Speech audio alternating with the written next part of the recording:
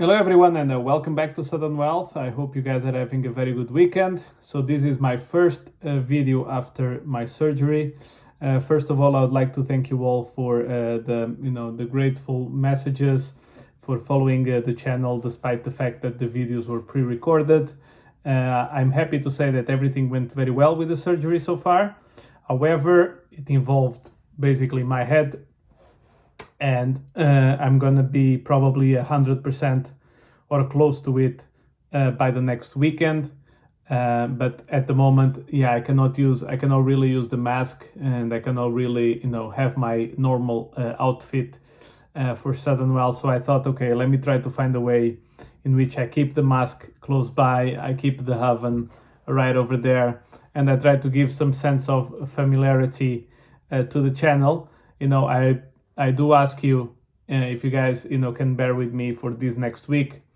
The idea is that by next weekend I'm back to kind of a full outfit, full mode, full Sudden Wealth style. But for the next week, please guys bear with me. Unfortunately, it's gonna be a little bit different. I hope you still guys value the content, and don't forget, please drop that like and subscribe. We crossed the 1,100 subscribers, which is a great achievement, so thank you very much for your support, as I mentioned. And of course that I had to be out in a week with so many great events, from all-time highs in Bitcoin, from Ethereum crossing 4,000, from Pulse-Chain and PulseX pumping 50% plus, and from gold also waking up from the dead and touching the 2,200 mark, which is about 10-12% above 2011 all-time high.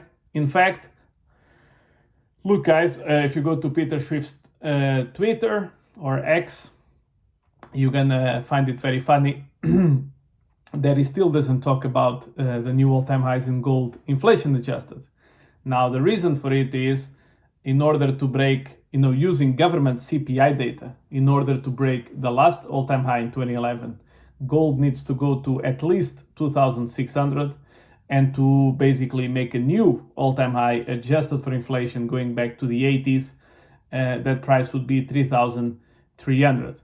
Now, of course, Bitcoin, you have the big advantage, which is, as of now, and the asset has been out for 15 years now, anybody who hold Bitcoin for 4 years straight has lost zero money. Now, this is horrible because he advised a lot of people throughout the bear market, not just this bear market, but the previous bear markets as well, sell Bitcoin at 20, 25,000, 30,000, 35,000, and go into gold miners. Now, gold miners are still down in the dust.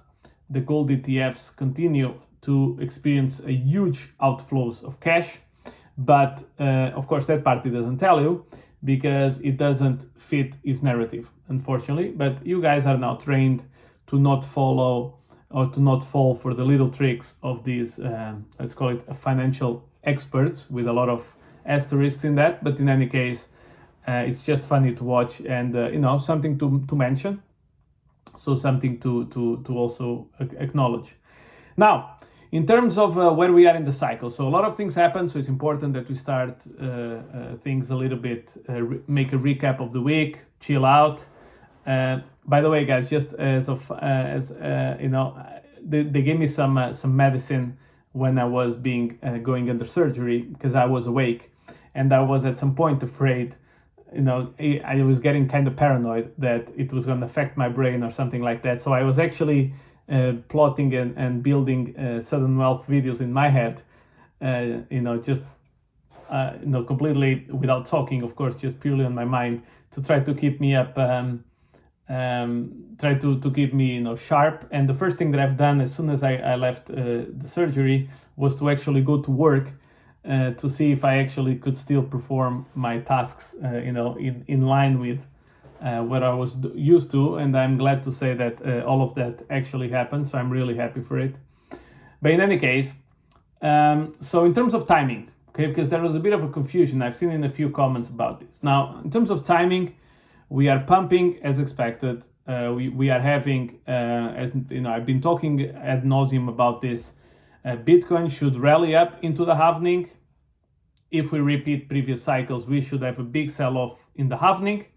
For you to have a bit of context, the first halving in 2012, Bitcoin went down 38%, 2016, 39%, 2020, 38%. So that is 38, 39, 38. Now, I do expect some sort of sell-off. I do acknowledge that the ETFs are bringing a lot of buying pressure. So maybe we don't go down 30-something%, or we may go down 30-something%. So we repeat the cycle, but we also recover a bit quicker. Now, to be clear, in terms of timing, we are following the exact schedule. Ethereum is now outperforming Bitcoin. In fact, year to date, Ethereum is outperforming by around 7%, 7-8%. I do expect this before the end of the month to go towards the 20 to 25% outperformance by Ethereum. Altcoins started their season, some of them stronger than others. You have Pepe, which is doing very strong. You have Wolf. You have some AI coins also doing very well, Fetch AI, etc. So, but it's still not everywhere. It's starting to spread, but we're still not seeing that full-fledged altcoin season that should start now. Is already started in March and should last somewhere until mid-April, early May. It can be extended depending on how sharp and how long does the halving take. Now, in terms of timing, everything is happening according to schedule. What is different, and this is a big difference, is we are way ahead in terms of pricing than it was expected. And this is, again, with high interest rates, because if you recall what everybody was saying, high interest rates means maybe the crypto cycle will be worse than ever. Well, so far it has been the best ever. And now if people want to make some patterns about this, you can say, it seems that crypto does better with high interest rates, right? I'm being facetious here, but you get the point, right? But this is how people look at statistics. So you can already wait for some ideas like this. Now, Bitcoin has reached all-time high before the halving, which has never happened before. In fact, if we would be repeating the previous cycles, we would be around 35, 40, 45,000 by now, but that's about it. And we are well above it. And we are remaining strong. So basically we are touching new all-time highs, and we are having actually sell-offs. So for example, Bitcoin went to 69, back to 59, and now it's already at 68. So basically every dip, the dips that you get on the Bitcoin bull markets, which always happen, but they are getting eaten much faster than they used to be. And it all depends on, will the ETFs keep on buying at the same rate that they are today? Currently, you have about 900 Bitcoin being produced per day, but the ETFs are buying up 9,000 Bitcoin per day, which is 10 times the supply. Of course, the supply will be half. That means it will go from 900 to 450. If the buying pressure remains as is, then of course expect acceleration on that side. I am still convinced that the Bitcoin halving is a buy the rumor, sell the news. We'll see if this time will be different. I don't think so. I think in terms of timing will be the same. In terms of price action, we may recover much quicker than we did. So for example, when we had the ETFs, Bitcoin went to 49,000 and then sold off to 38,000, but 3 weeks later was already back at 49,000. So if I do 38,000 divided by 49,000 minus 1, that's about 22%. That's officially a bear market. So in that sense, but the thing, it lasted 3 weeks instead of maybe going around sideways for months and stuff like that. Now, Ethereum, of course, is catching up then the bid, as you would usually expect. After Bitcoin pumps, Ethereum follows, which then triggers the altcoin season in full force. Now, gaming and AI have been performing quite well, and I do expect other coins to also participate. Now, we've been seeing a lot of movements in my core coins, in Pulse Chain, PulseX, ETHEREUM, and Icosa. ETHEREUM and Icosa are leverage positions on X. There's been some updates on Icosa as well. and that has driven a strong rally. PulseX at the moment already burned 3.6% of its circulating supply, so the buy and burn is incredibly strong. And of course, the sacrifice wallets, the wallets in which everybody kind of participated in the ICO or whatever you want to call it, are now buying their own coins quite aggressively. And now PulseX is close to day one SEC phase, and Pulse went actually above two times day one sacrifice price. Now, what we've been seeing is that the Pulse chain sacrifice wallets have basically converted a lot of the funds into Ethereum. I do believe whoever is behind those sacrifice wallets, most people think it's Richard Hart, is they've seen the activity and what happened with the Bitcoin spot ETFs. And they are